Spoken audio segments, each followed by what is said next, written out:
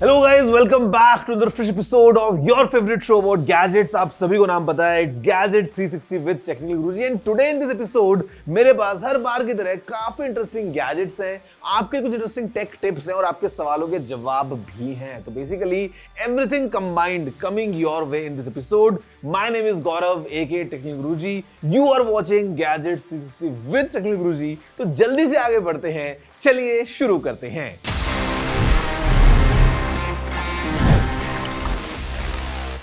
तो जल्दी से आगे बढ़े उससे पहले it's time to take just a short break. और ब्रेक का मतलब वो वाला ब्रेक नहीं, ब्रेक का मतलब we just move to our next section, जहां पे हम बात करने वाले हैं दुनिया भर के टेक अपडेट्स के बारे में, कि कौन कौन से गैजेट्स के बारे में क्या क्या न्यूज निकल के आती हैं in this section, news of the week.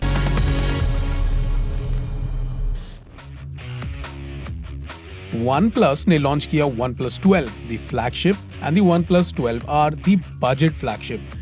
This phone runs on a Snapdragon 8 Gen 2 chipset और इसके हायर वेरिएंट में 16 GB of RAM है and 256 GB of storage. एक gorgeous 6.78 inch AMOLED Pro XDR display with LTPO 4.0 on the front and एक triple camera setup back में. OnePlus ने Buds 3 भी launch किए, which is now their top earbud in their budget folio.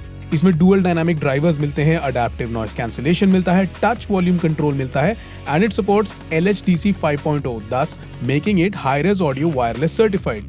Plus, while the case is not too big and not too different from normal, it promises up to 44 hours of playback time.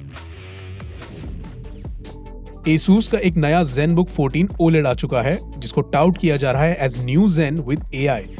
Intel's Core Ultra series chips power this design with up to 32 gigs of RAM and 1 terabyte of NVMe SSD storage. इसमें एक जो significant upgrade आया है वो screen department में आया है, courtesy an Asus Lumina OLED display, and it is said to be optimized for AI workflows, courtesy the onboard NPU integrated in the main chipset. AMD's RX 7600 XT brings 16 GB of graphic memory for comfortable 1080p gaming, एक budget price bracket में. AMD ने claim किया है एक rounded up 10% increase in game performance over the regular 7600. और ये जो GPU है, इसको नेटिव सपोर्ट मिलता है काफी AMD टेक्नोलॉजीज का, जैसे कि hyper RX and fluid motion frames amongst others. Tekken 8 is here. Kazuya's hunger for global domination continues. Jin's personal demons keep being his issues. Paul है, King है, Nina है, June and Raven return. So total 32 fighters. और ये fighters customize किए जा सकते हैं. Updated graphics and a whole new game mechanic जिसको heat system बोला जा रहा है. These are to be looked out for. So guys, the big story of the week is all about these new phones in my hands. जी हाँ, मैं बात कर रहा हूँ Samsung की लेटेस्ट Galaxy S24 सीरीज के बारे में. हमारे पास में 3 नए फोन्स हैं. We have got the Samsung Galaxy S24, Galaxy S24 Plus and this, the big one and my personal favorite, Samsung Galaxy S24 Ultra. और ये जो फोन्स हैं, they are a revolution in terms of how we use smartphones, because मैं बोलूंगा these are really a smartest version of a smartphone. और यहाँ पे it's all about AI. ये है दुनिया के पहले AI फोन्स, और सैमसंग की जो गैलेक्सी AI इन फोन्स में काम में ली गई है, वो इन फोन्स को बहुत ज्यादा स्मार्ट बना देती है. तो basically before moving ahead, just let's have a closer look of how all these phones are, और फिर मैं आपको बताने वाला हूं कि आखिर गैलेक्सी AI एक्सपीरियंस को कैसे एनहांस करने वाली है. 3 phones make the Galaxy S24 series: a Galaxy S24, a Galaxy S24 Plus, and a Galaxy S24 Ultra. Ultra flagship है of course, comes with flagship build and flagship specs जो उसको top of the Android pile बनाते हैं. This doesn't mean the S24 Plus and the S24 are lagging behind. This just means कि S24 Ultra उतना ज़्यादा juiced up है. The Ultra will get Snapdragon chips and the S24 and the S24 Plus उनको Exynos chipsets मिलेंगे India में. All 3 are based on 4 nanometer processes with benchmark results not being too afar. And while the 2 big phones get 12 gigabytes of RAM, छोटे वाले को 8 GB RAM मिली है. You choose the S24 for small size, you choose the Ultra for the S Pen and the camera bump. The camera array has got hardware bumps across the table. While 10x वाला zoom dropped है Ultra में से, there is a better optimized 3x and 5x setup. Honestly, software is the focus. Circle to search, live translate, interpreter, image processing with generative AI capabilities, all of these sound like good integrations to have. And with pricing being premium, the S24 series looks to be a good ecosystem to be in if premium Android is your cup of software. Now guys, speaking of Galaxy AI, यहाँ पे Samsung has mainly worked into 3 different areas. मतलब 3 वो चीजें mainly जो हम phone के साथ में करते हैं. And the idea is to enhance the way we connect, the way we create and the way we play. अब जहां तक बात है कनेक्ट करने की, मोबाइल फोन है तो ऑफ कोर्स हम कॉल करने वाले हैं, मैसेज भेजने वाले हैं, एंड यहाँ पे Samsung is using the power of AI to make the experience even more delightful. मतलब जस्ट पिक्चर दिस कि आप अपने फोन से किसी को अगर कॉल लगा रहे हैं, सामने वाला इंसान जो है वो हो सकता है आपकी भाषा ना बोलता हो, और आपको लाइव ट्रांसलेशन अगर मिल जाए तो कितना ज्यादा यूजफुल हो सकता है. और इस S24 सीरीज में आपको ये मिलता है. Again all thanks to Galaxy AI, जहां पे आपने बोला है इंग्लिश में, सामने अगर कोई बात कर रहा है स्पेनिश में, तो both ways the translation will work flawlessly. And the fact is कि सामने if the other person is using even a landline phone, still it would work. And with options like chat assist, अगर आप किससे chat करते हैं, could be on Instagram, could be on WhatsApp, could be on any other application, आप सीधा अपने chats को भी instantly translate कर सकते हैं. Features like note assist, जब आप notes लेते हैं वो बड़े आराम से format किए जा सकते हैं. और इनफैक्ट जब आप कुछ टाइप कर रहे होते हैं, you can even change the tonality of your text, कि आपको किस टोन में चाहिए. आपको एक छुट्टी की एप्लीकेशन अगर अप्लाई करना है अपने बॉस के पास में, आपको थोड़ा सा फॉर्मल टोन चाहिए, या आपको इंस्टाग्राम पे कैप्शन के लिए एकदम कूल टोन चाहिए, you can change it all on the fly.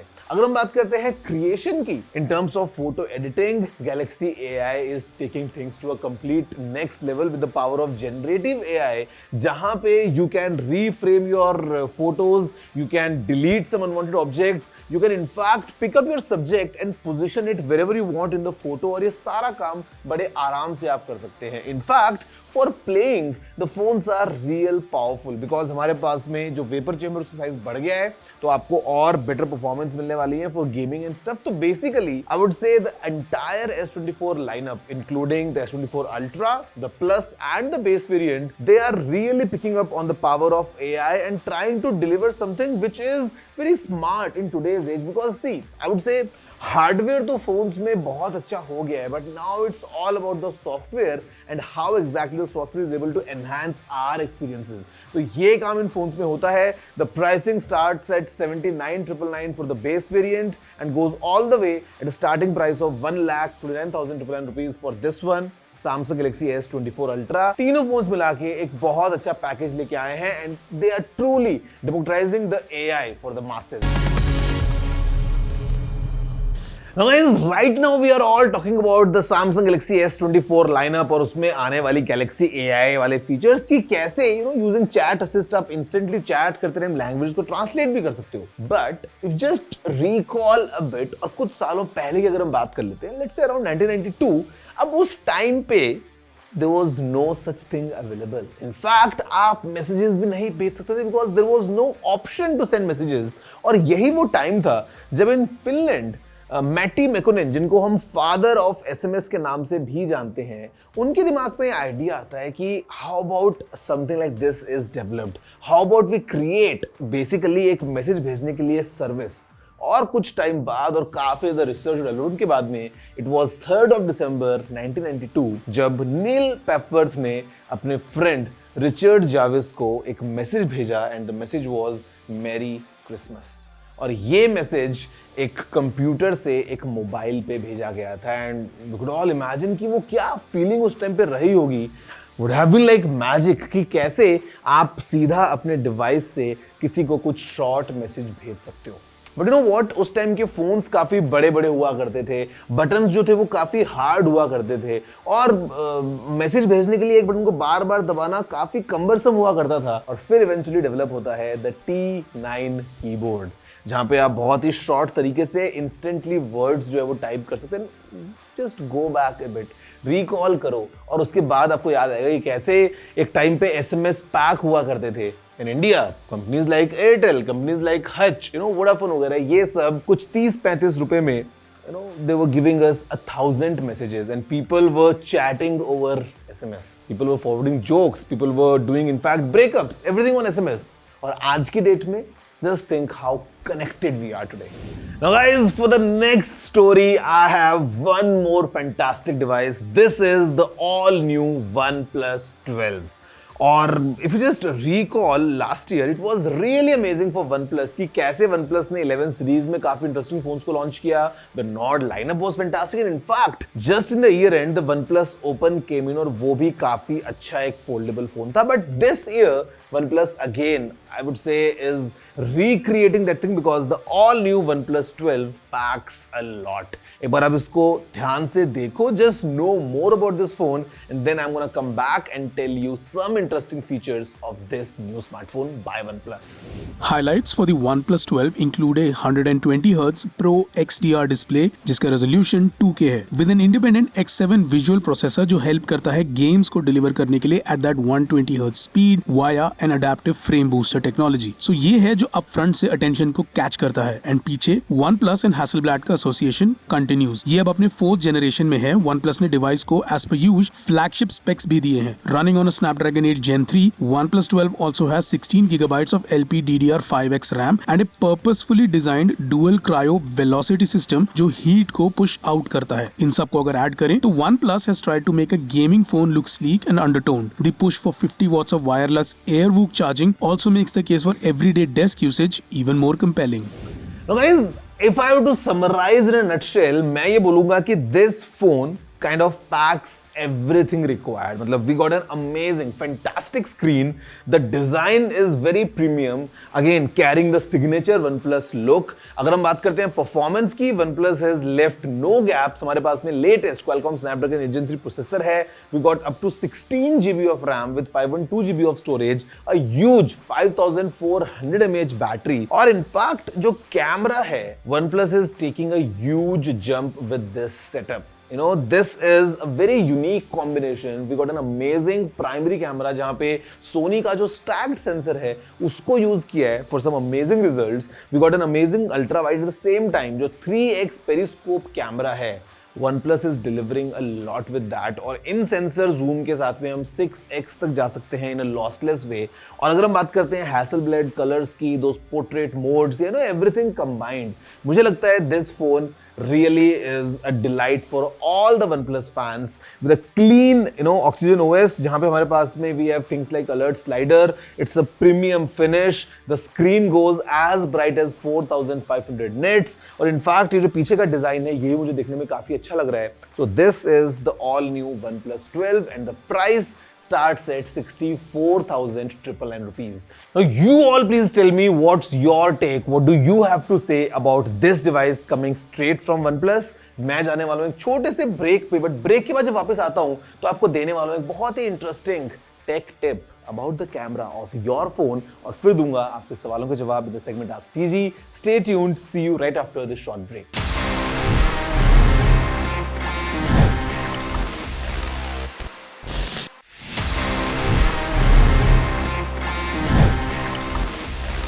Hello guys, welcome back after the break to your favorite show Gadget 360 with Technical Guruji. और ब्रेक से पहले हमने देखे कुछ amazing gadgets, things like the S24 lineup, the all new OnePlus 12. But you know what? आज जब हम बात करते हैं स्मार्टफोन्स की, फिर चाहे वो आईफोन हो या Android, camera is a major highlight. हम सभी को चाहिए होता है फोन्स में एक अच्छा camera. But the problem sometime comes कि जब आपको उस कैमरा को यूज करना होता है, there is nobody nearby. आप क्लिक कैसे करेंगे फोटोज? अब आप सेल्फीज लेंगे तो it's just only to an arms length. अब आप फोन को कहीं दूर रखेंगे तो फिर टाइमर लगाएंगे, फिर दौड़ के अपने फ्रेम में आएंगे. You know what, you can clearly simplify your issue just by using a pair of earphones. आप अपने earphones को यूज करके फोटोज को क्लिक कर सकते हैं बड़े आराम से. Now, if you have a wired pair of earphones, बहुत इजी हो जाता है, कोई टेंशन नहीं है. जस्ट प्लग योर ईयरफोन्स और बटन दबाइए और फोटो खिंच जाएगा. Because you know volume buttons जो हैं वो एज अ ट्रिगर काम करते हैं. बट इनफैक्ट अगर आपके पास में वायरलेस ईयरफोन्स भी हैं, then again don't worry at all. आप अपने फोन को उनके साथ में कनेक्ट कर लीजिए. फोन आपने कहीं दूर रखा है and by just pressing the button on these earphones you can trigger the camera. और अगर आपको चाहिए थोड़ा सा time to give a nice pose, you can use the timer feature. So basically, using your earphones, you can utilize them as a remote shutter for your smartphone, फिर चाहे वो Android हो या एक iPhone हो, and you can all enhance your experience of photography. So guys, as we move towards the end of the episode, it's time for my personal favorite section, and you know, it is all about Ask TG, जहाँ पे मैं देने वाला हूँ जो सवाल आपने पूछे उन सभी के जवाब. Let's see what we have this week.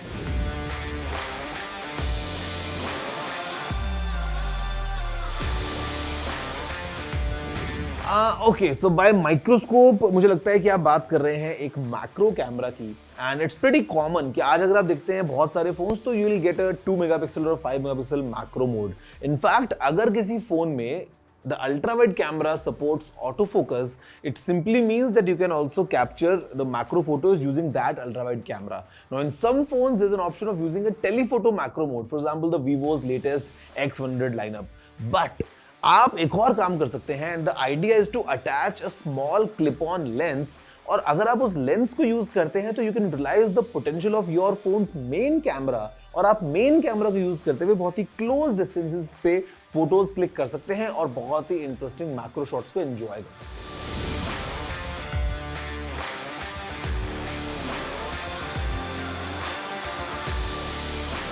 So my recommendation would be कि आप ये काम किसी प्रोफेशनल से करवाएं, someone who's an expert of achieving all this, and there are plenty people outside जो ये काम कर रहे हैं because people want to restore their old memories into digital formats right now. But still अगर ये काम खुद से घर पे करना चाहते हैं, you would need a tape player, basically a VCR device. साथ में आपको चाहिए होगा एक device for the video capturing, और वो जब आप कनेक्ट करेंगे अपने पीसी या मैक के साथ में, तो you can basically pull out all the information in digital format और आप उसको डिजिटली स्टोर कर सकते हैं. Costing might vary because I'm not sure how much you will get a VCR for right now, or maybe if you have one lying around. But then again, only if you are truly enthusiastic yourself और आपको लगता है कि you have plenty of tapes और वो invest करना आपके लिए ठीक है, you know, to do it at home, एक ऑप्शन है. Otherwise I would still recommend कि आप जो प्रोफेशनल्स इस काम को करते हैं उनसे करवाइए. You might get better and faster results.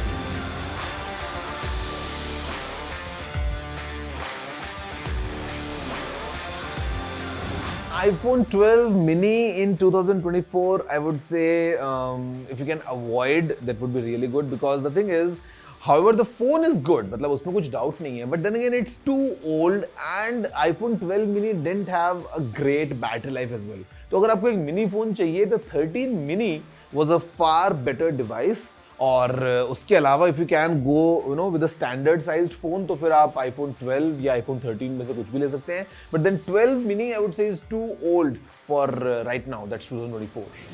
I was thinking of upgrading from my old MacBook system to a newer system, and I was thinking to get a MacBook Air or an iPad Pro for daily tasks. My question is, what would you suggest? Should I get a newer MacBook Air or I should get an iPad Pro?